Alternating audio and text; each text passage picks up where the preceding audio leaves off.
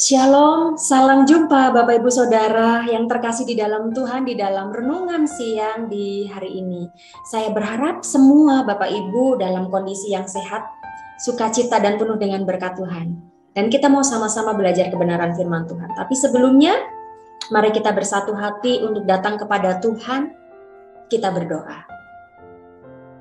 Tuhan Yesus, selamat siang Tuhan. Kami mengucap syukur di siang hari ini kami masih boleh memiliki kesempatan untuk mengenal Engkau lebih dan lebih lagi. Belajar akan kebenaran firman-Mu, mendengarkan akan kebenaran firman-Mu yang terus kami mau hidupi dalam kehidupan kami setiap harinya. Tolong ya Tuhan, kuasai hati kami, kuasai pikiran kami, supaya kami mampu mengerti, memahami dan melakukan setiap kebenaran firman Tuhan. Berfirmanlah ya Tuhan, dan kami siap untuk mendengarkan. Amin. Bapak Ibu Saudara yang terkasih di dalam Tuhan, di kesempatan siang hari ini firman Tuhan yang kita mau pelajari terambil dari 1 Raja-Raja 6 ayat 1 sampai 38. Nah, di sini tema bacaan kita adalah Salomo mendirikan bait suci. Bapak Ibu setelah renungan ini nanti Bapak Ibu bisa membacanya sendiri ya di rumah. Dan saat ini saya akan membacakan satu ayat saja, yaitu dari ayat yang ke-12. 1 Raja-Raja 6 ayat yang ke-12. Demikian bunyinya.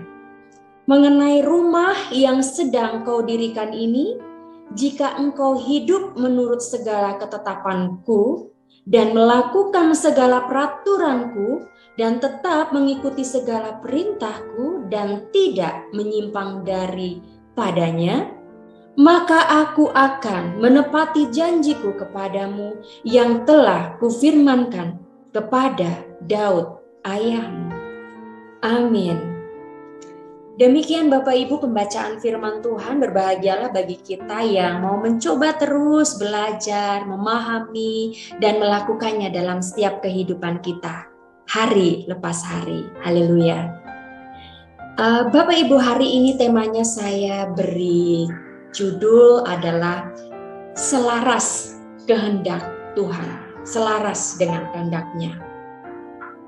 Nah, kalau kita membaca keseluruhan pasal ini dari ayat 1 sampai ayat yang ke-38 Bapak Ibu, di sini kita bisa melihat bagaimana terperincinya rencana membangun bait Allah yang Tuhan mau lakukan oleh Raja Salomo, yang Tuhan mau untuk dilakukan Raja Salomo.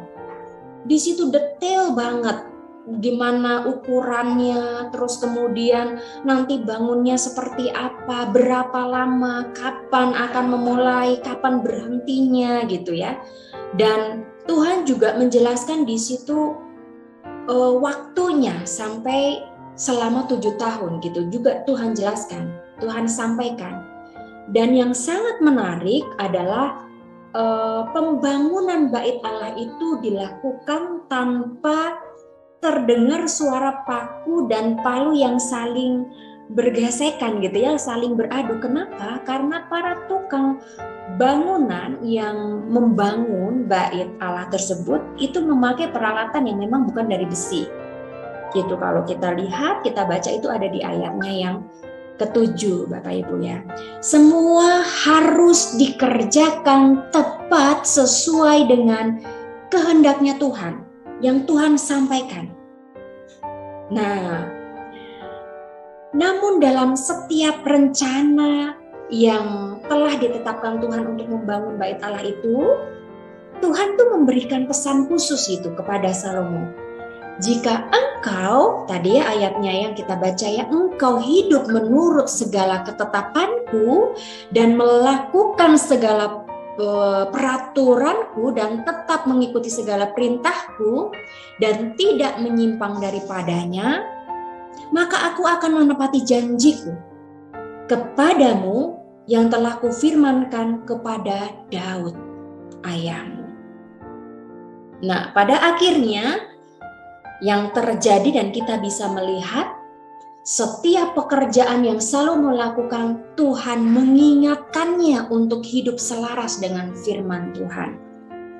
Ya, nah beberapa waktu yang lalu nih Bapak Ibu, saya ngobrol-ngobrol dengan seorang rekan gitu ya. Kenapa kamu percaya Kristus? Kenapa kamu jadi Kristen? Saya dengan yakin menjawab, karena Tuhan saya itu konsisten. Karena Allah saya itu konsisten. Konsisten dalam hal apa? Gitu kan ditanya ya. Dalam hal dia selalu menepati janjinya dalam kehidupan saya. Dan bukan dalam kehidupan saya. Tapi para tokoh yang kita bisa lihat di dalam sejarah dan kita bisa baca di Alkitab, Tuhan menepati janjinya bagi orang-orang yang mau setia, selaras hidupnya dengan firman-Nya Tuhan. Jadi Bapak Ibu, menepati janji ini bukan hanya Tuhan mau berlakukan dalam kehidupan Salomo atau Daud, tapi untuk kehidupan kita semua sebagai anak-anaknya, sebagai orang yang percaya. Gitu ya. Jadi kita mau pegang teguh janjinya Tuhan bahwa iya dan amin. Dia bukan hanya berjanji, tapi dia juga nepatin janji. Cuman menepati janjinya Tuhan mau hidup kita juga harus laras dong gitu kan. Sama apa yang Tuhan mau. Sama apa yang Tuhan firmankan. Begitu. Kita akan terus itu belajar bersama-sama. Ya, karena kita tidak bisa menutup diri, memungkiri bahwa hidup kita tuh kadangkala seperti anak tangga yang naik turun. Baik kemudian kita ada saat kita jatuh dalam dosa, kita tidak selaras dengan firman-Nya Tuhan, tetapi kalau kita bisa mengusahakan anak tangga itu walaupun naik turun tetap naiknya kurvanya tuh naik gitu. Walaupun turun tapi tetap kurvanya tuh naik gitu. Ya. Sehingga kita mau diingatkan hari ini. Libatkan Tuhan dalam setiap rencana kita. Ya, tentunya disertai dengan komitmen untuk hidup selaras dengan firman-Nya Tuhan.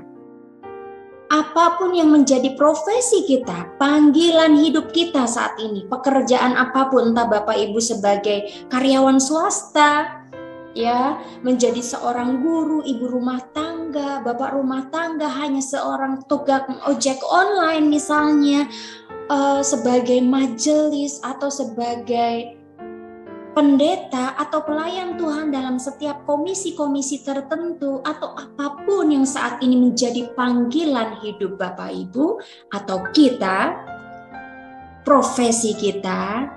Nah, apakah kita sudah menjalaninya selaras dengan firman Tuhan? Biarlah itu menjadi perenungan kita. Ya, dan kiranya ketaatan dan keselarasan hidup kita kepada firman-Nya menjadi hal yang utama.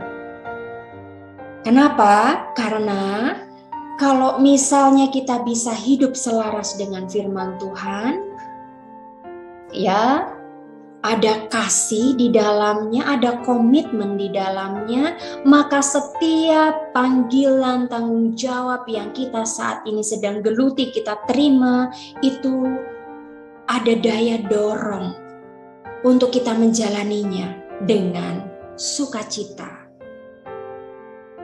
Tanpa komitmen untuk mengasihi Tuhan, apapun yang kita lakukan akan menjadi sia-sia. Maka dari itu, mari terus selaraskan hidup kita dengan kebenaran firman Tuhan. Amin. Tuhan memberkati. Kiranya firman Tuhan di siang hari ini menjadi perenungan bagi kita.